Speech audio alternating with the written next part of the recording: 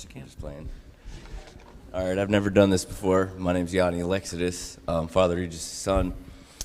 This is going to be pretty rough. He goes by many names. In the church, Father Regis. In real estate, RJ Alex. If you grew up with him, Regis, and to his 4 children, Ba. No matter what you call him, every person can agree that my dad loved people. But even more so, he loved his kids. Our dad instilled in us many invaluable life lessons: how to love, how to have compassion, and how to be polite and respectful.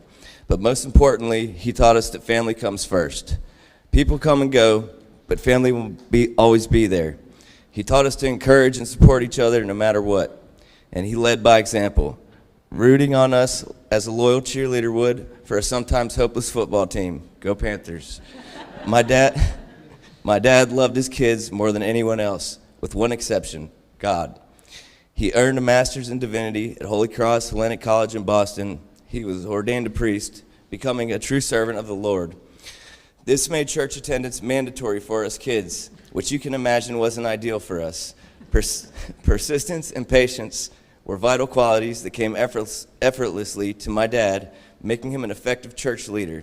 He taught us that believing in God was crucial to give our actions meaning and would help calibrate our moral compass throughout life.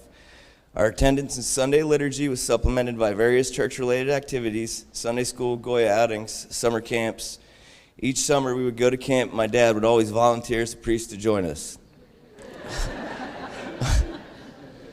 All the campers would constantly tell us how great our dad was and how funny and easy he was to talk to. The campers even came up with a parody to a Christian song with new lyrics that sang about our dad and his obsession with taking pictures. Father Regis became a household name. Fast forward to the year 1996. This year marks a pivotal point in my dad's life. He made 2 groundbreaking discoveries: the quaint little beach town of Wilmington, North Carolina, and Just for Men beard dye. A regular Christopher Columbus he was, because he made yet an additional discovery: the ponytail. While my dad was a priest of St. Nicholas, participation in various church activities flourished. Youth programs such as Goya and altar boy involvement were at an all-time high. Other programs like the Greek festival grew in success each year. He loved his parishioners and the town. He vowed that he would never leave this place he now called home. Events played out, throwing a wrench into his retirement plan. It was then he taught us that you can do anything you put your mind to as long as your desire is great enough. While continuing his pastoral commitments, he began a career as a realtor where he quickly became the mascot for Century 21. Brandishing an American flag shirt, a red belt, white shoes, and blue pants, he visualized his new cue ball look in the mirror. With one snip of the scissors and 2 swipes of the razor, Ba debuted a new brand of real estate agent known as RJ Alex. His choice in a career change matched up perfectly with his strength. As a people person, Ba thought this would ensure his success. Something that always fascinated me was how my dad could talk to anyone, regardless of the scenario. He was always comfortable and confident. The conversation would progress with a positive tone, and at the end of every encounter, my dad would pull from his shirt pocket a little silver and red tin, offering up a gift of an Altoid. How is it someone could put so much effort into every relationship? As I grew older, I realized he naturally enjoyed the company of people and established these relationships effortlessly. He knew the importance of remembering people's names, and his memory was capable of storing more names than a telephone book. These qualities enabled RJ Alex to become a multi-million-dollar producer, president of the local real estate commission, and Guinness World Record holder in the open house luncheon attendance category. Specific records include most lunches attended consecutively, most lunches attended in 1 year, most lunches attended in 1 day, and the greatest achievement at all, attending 2 luncheons at once.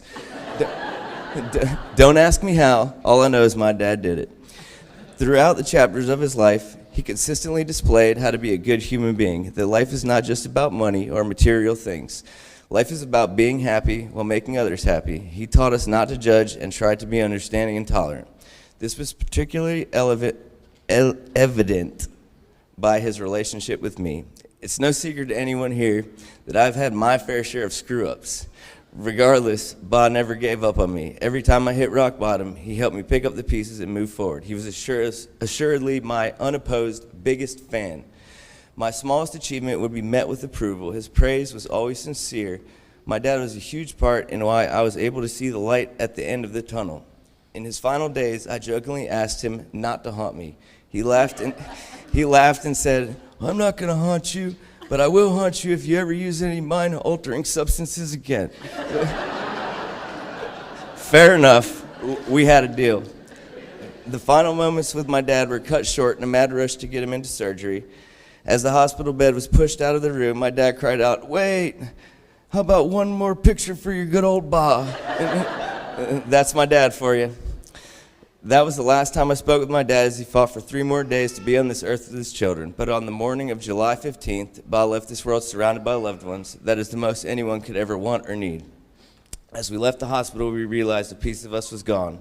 At 39 years old, I felt something new. It was emotional pain like I never felt before. I posted these unfamiliar feelings on Facebook 12 hours later. I opened my Facebook and instantly felt lightheaded. My body felt weak. The room was spinning. I felt a huge knot, like someone punched me in the stomach. I was blindsided by the realization Ba was so much cooler than me. I had more comments on one post than on any of my previous posts combined. Our whole life we thought Ba was riding our coattails into popularity, but boy were we wrong. We were absolutely riding his. Ask yourself, how do you know my dad? I bet the time you had with him was memorable, whether it was your kid's baptism, church on Sunday, a wedding, funeral, or social gathering. I bet my dad was there to listen to you, console you, have fun with you. My dad's positive effect will last even longer than the cologne that lingers in a room after he leaves. I know he is up in heaven, looking down on us now, waiting to enter the gates of heaven. Actually, I bet when he realized he was in a line that took 40 days to cycle through, he exclaimed out to one of the angels with outrage, "Excuse me, Archangel Michael, I'm going to need to speak to your supervisor." So for all we know, Ba already skipped the line. You know he didn't pay at the door. He's in the VIP with Janis Joplin and Jimi Hendrix, dancing to Lady Gaga while taking pictures with his selfie stick. Whenever I hear the random clap of thunder during a thunderstorm, I will know that it is you bopping about on God's dance floor. That is my main man, Ba, already making a name for himself in heaven. Hey, Ba, when my time comes, you're going to have to sneak me in the back door because I don't think I'm going to be on that list.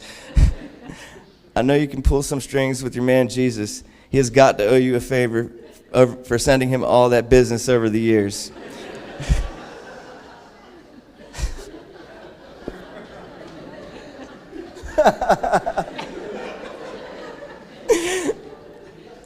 All right.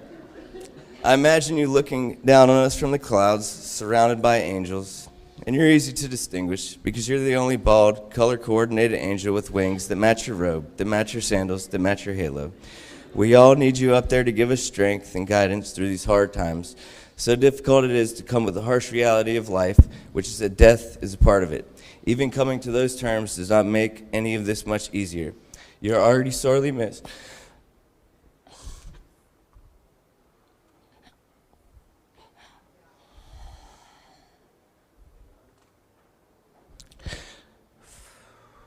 I wish you would have stayed just a little bit longer.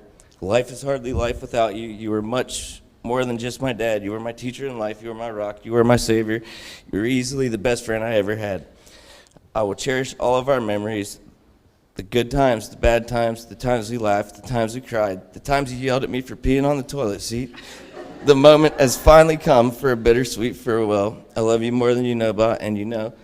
And I know you will have loved to hear all of this. But don't worry, I'll tell you about it when I see you again. Love you, Ba.